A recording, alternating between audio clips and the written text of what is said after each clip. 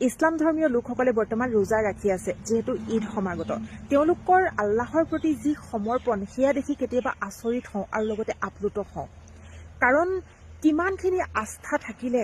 কোনোবাই গোটেই দিনটো একো নোখোৱাটো বাদেই দিয়ক নিজৰ যিখিনি লেলাৱতি থাকে আমাৰ যিখিনি আমি থু আকাৰে পেলাই দিওঁ সেইখিনিও গিলিব নোৱাৰে পেলাই দিয়ে বুলি শুনিছো তেনেস্থলত ভাবি চাওকচোন কিমানখিনি ত্যাগ কৰিবলগীয়া হয় জন্মৰ পৰা মৃত্যুলৈকে আমি গোটেই জীৱনটো খাই খায়ে পাৰ কৰোঁ কিন্তু তাৰ মাজতে এটা মাহ যদি ভগৱানৰ নামত নোখোৱাকৈ উৎসৰ্গা কৰিব পাৰোঁ কিমান ডাঙৰ কথা ভাবকচোন আমিতো খাবলৈ পাওঁ কিন্তু এনেকুৱা কিছুমান মানুহ আছে ভোকাতুৰ যিয়ে এসাঁজ ভাতৰ বাবে হাহাকাৰ কৰি থাকে আৰু সেই সকলৰ যিখিনি অনুভৱ সেইখিনিও সেই তেতিয়াই উপলব্ধি কৰিব পৰা যায় যেতিয়া আমিও ভোকত থাকি চাওঁ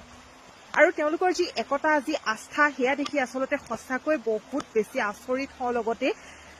প্ৰেৰণা পাওঁ গতিকে মোৰ ফালৰ পৰা দেৰিকৈ হলেও প্ৰত্যেকজন ৰোজা ৰাখি থকা ইছলাম ধৰ্মৰ ব্যক্তিলৈ ধন্যবাদ কৃতজ্ঞতা তথা তেওঁলোকৰ প্ৰতি ওপৰত থকাজনে কৃপা দৃষ্টি ৰাখে তাৰেই কামনা কৰিছো ধন্যবাদ ইছলাম ধৰ্মীয় লোকসকলে বৰ্তমান ৰোজা ৰাখি আছে যেহেতু ঈদ সমাগত তেওঁলোকৰ আল্লাহৰ প্ৰতি যি সমৰ্পণ সেয়া দেখি কেতিয়াবা আচৰিত হওঁ আৰু লগতে আপ্লুত হওঁ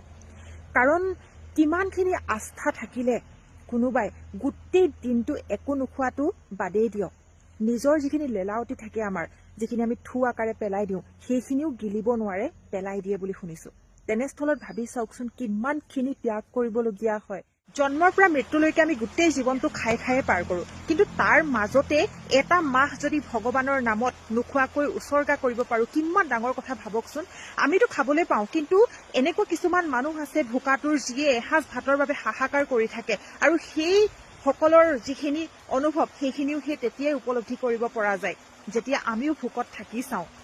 আৰু তেওঁলোকৰ যি একতা যি আস্থা সেয়া দেখি আচলতে সঁচাকৈ বহুত বেছি আচৰিত হওঁ লগতে